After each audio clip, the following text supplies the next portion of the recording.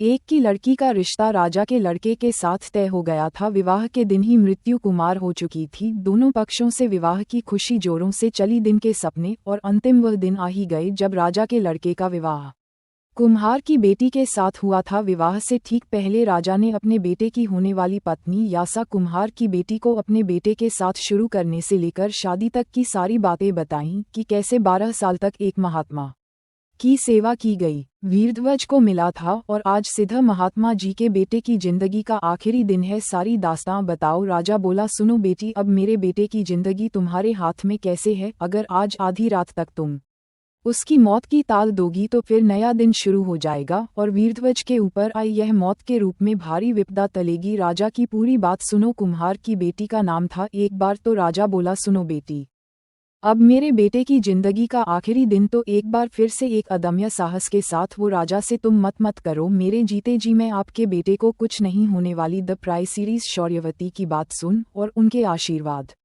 राजा को बहुत तसल्ली मिली। शाम का समय हो गया था।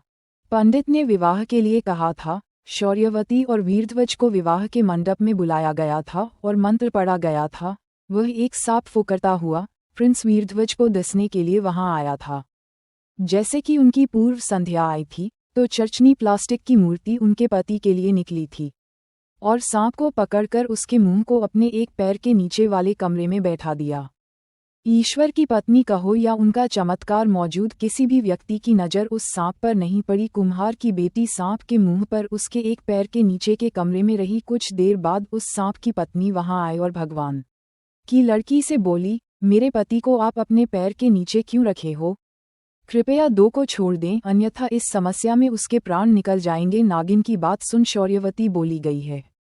सांप के मुख के ऊपर से अपनी पैरी गाड़ियों को आज़ाद कर दिया। नागिन अपने वचन के अनुसार बिना किसी को कोई नुकसान पहुंचाए अपने नाग के साथ वहां से चली गई। कुम्हार की लड़की नागिन की चेतावनी से अधिक सतर्कता। बैठक में कुछ देर बाद शौर्यवती और वीरध्वज का विवाह ठीक हो गया। रात का पहला मोर्चा शुरू हो गया था जिसमें सूर्यावती ने महल के तट के बीच राजा के लड़के का पलंग डलावकर के साथ विवाह किया था।